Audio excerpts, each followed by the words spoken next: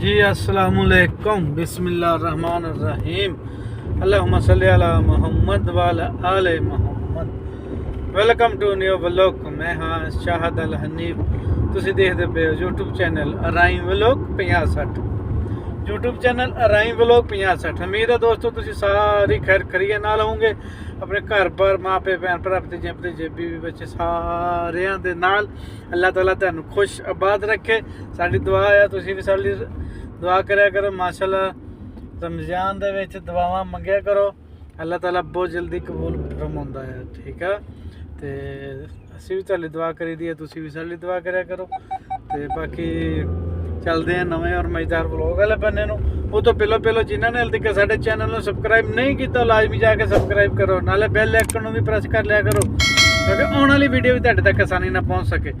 क्योंकि बैल icon press करोगे ना तो नोटिफिकेशन ऑटोमैटिक चल जाता, फिर जो मैं इधर वीडियो अपलोड करता वा और नोटिफिकेशन तुहाडे को पहुँच जाता वा। ठीक है, उसका बहुत बड़ा फायदा होंदा वा। ठीक है, बैल आइकन लाजमी प्रेस कर लिया करो, पहले सबसक्राइब कराया करो, फिर थले बैल्लां आ जांदियां वा। जो काले जे रंग दे लिखा होंदा ना सबसक्राइब, उन्होंने सबसक्राइब किया जो तुम सबसक्राइब करोगे फिर थले बैल्लां आ जाऊंगियां। 3-4 किस्म दी बैल्लां आउंगियां। जी उत्ते उत्ते बैल आनी है ना काले कलर की आल लिखा होना वा, AII लिखा होना वो। ठीक है, उन्होंने तुसी आल कर देना, वो तुसी उंगल मार देनी है। तो उंगल हौली मारिया जे स्क्रीन ना तोड़ लिया जे। ठीक है, तो मैं क्या दसदे ना मतलब बाद फिर कहने भी राई ब्लॉग वाले ने आख्या सीगा तो सानू हुण पैसे दे मोबाइल दे, स्क्रीन टुट जाए ना फिर फायदा कोई नहीं। तो इस गल मैं कह रहा हौली उंगल मारिया जी। ठीक है, बैल प्रेस हो जाऊगी तो सबसक्राइब तुहाडा मुकम्मल हो जाऊगा। सबसक्राइब लाजमी कराया करो। ठीक है, तो बाकी निकले हुए हैं इदा हारे होरियां दे विच तुरे फिरदे हैं। स्कूल टाइम छड्ड के वापस आए हैं।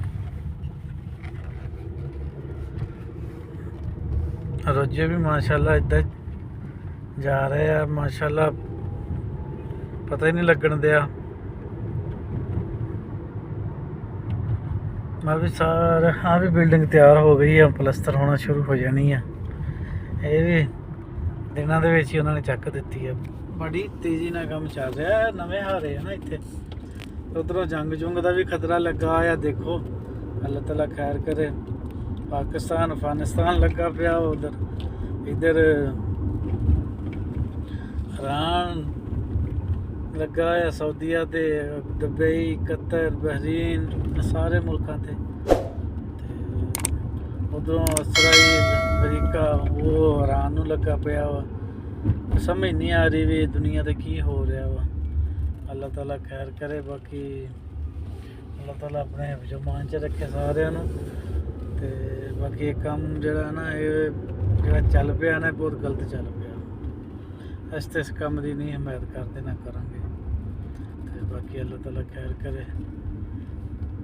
तो साढ़े इत्थे सर्वे हो रहा वा इत्थे क्योंकि उन्होंने बनानी है।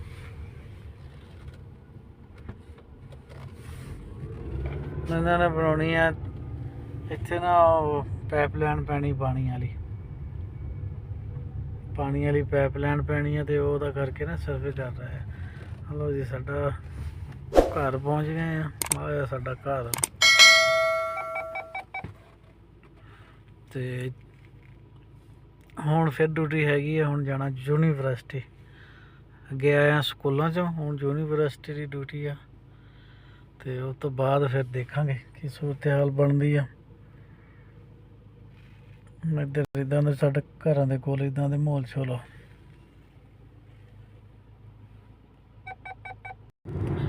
हेलो उस्ताद जी, जा रहे हैं पहाड़ भोड़ लंघी जा रहे हैं। इधर भी पहाड़ है और सामने भी तेन पहाड़ दिस रहा होना, आ भी पहाड़ ही है। इधरले बन्ने भी इधर ये सारे ना तोड़न लग पे, हो ना टुटन लग पे पहाड़। टुटन तो मुराद ये भी वो ना जिदा अपने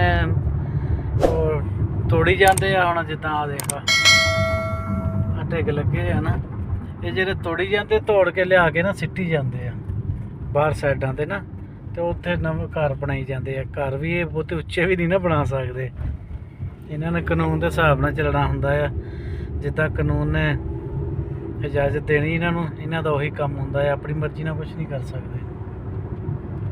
ਤੇ ਆਹ ਗੱਲਾਂ ਬਾਤਾਂ ਆ ਵੀ ਮਾਰਕੀਟ ਬਣੀ ਹੋਈ ਆ। ਇਹ ਵੀ ਸਾਰਾ ਨਵੀਆਂ ਆਬਾਦੀਆਂ ਬਾਦ ਹੋਈਆਂ, ਨਵੇਂ ਘਰ ਬਣੇ ਹੋਏ ਸਾਰੇ, ਕਿਉਂਕਿ ਇਹ ਸਾਰੀ ਜਗ੍ਹਾ ਜਿਹੜੀ ਆ ਨਾ ਇਹ ਨਵੀਆਂ ਹੀ ਆਬਾਦ ਹੋਈਆਂ ਵਾ।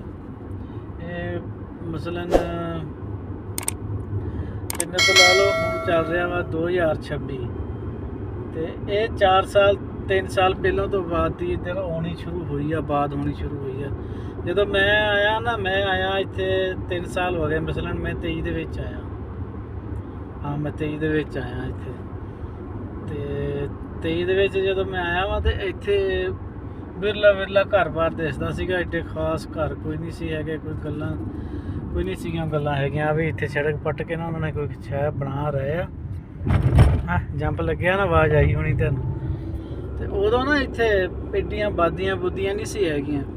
ਹੁਣ ਤੇ ਮਾਸ਼ਾਅੱਲਾ ਰੌਣਕਾਂ ਲੱਗ ਗਈਆਂ ਵਾ, ਕਈ ਕੁਛ ਆ ਗਿਆ ਇੱਧਰ ਬਹੁਤ ਸਾਰਾ। ਮਸਲਨ ਇਹਨਾਂ 3 ਸਾਲਾਂ ਦੇ ਵਿੱਚ ਨਾ ਤਕਰੀਬਨ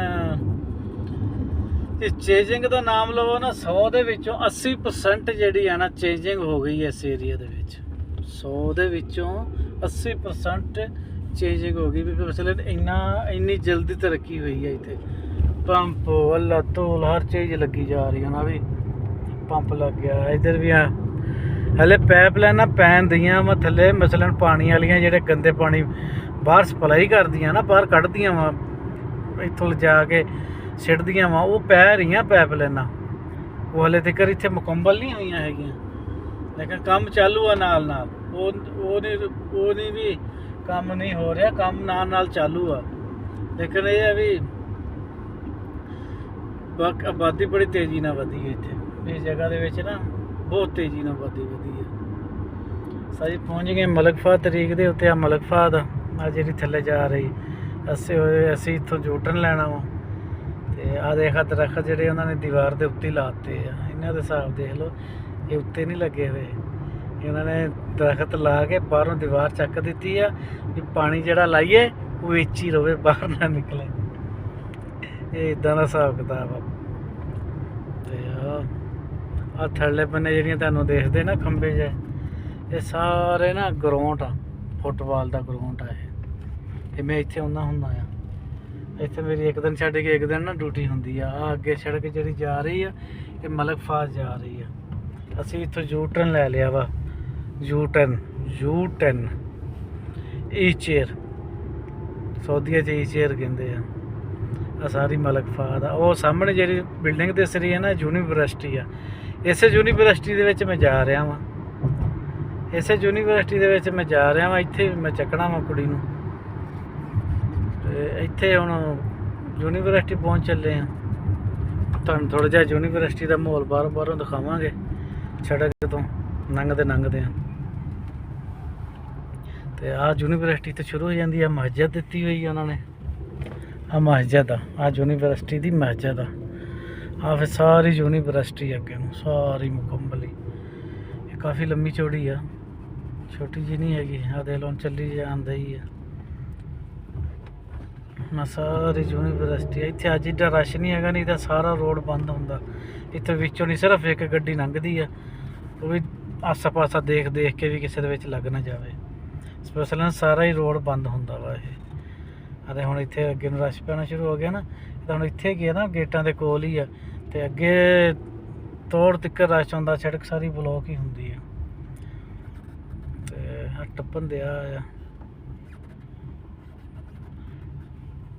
ਬਾਕੀ ਇੱਦਾਂ ਦੇ ਮਾਹੌਲ ਸ਼ੋਲ।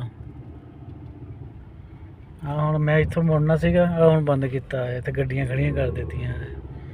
ਅੰਨ੍ਹੇਵਾਹ ਗੱਡੀਆਂ ਖੜੀਆਂ ਕੀਤੀਆਂ। ਇੱਧਰਲੇ ਬੰਨੇ ਕੋ ਆਉਂਦਾ ਨਹੀਂ ਨਾ ਹੈਗਾ ਯੂਨੀਵਰਸਿਟੀ ਦਾ ਕਰਕੇ। ਇੱਥੇ ਏਡੀ ਸਖਤੀ ਨਹੀਂ ਕੀਤੀ ਹੋਈ ਉਹਨਾਂ ਨੇ। ਪੁਲਿਸ ਛੁੱਟਤੇ ਛੱਡਤੇ ਨਹੀਂ ਹੁੰਦੇ ਹੈਗੇ, ਪੁਲਿਸ ਵਗੈਰਾ ਨਹੀਂ ਇੱਧਰ ਹੁੰਦੀ।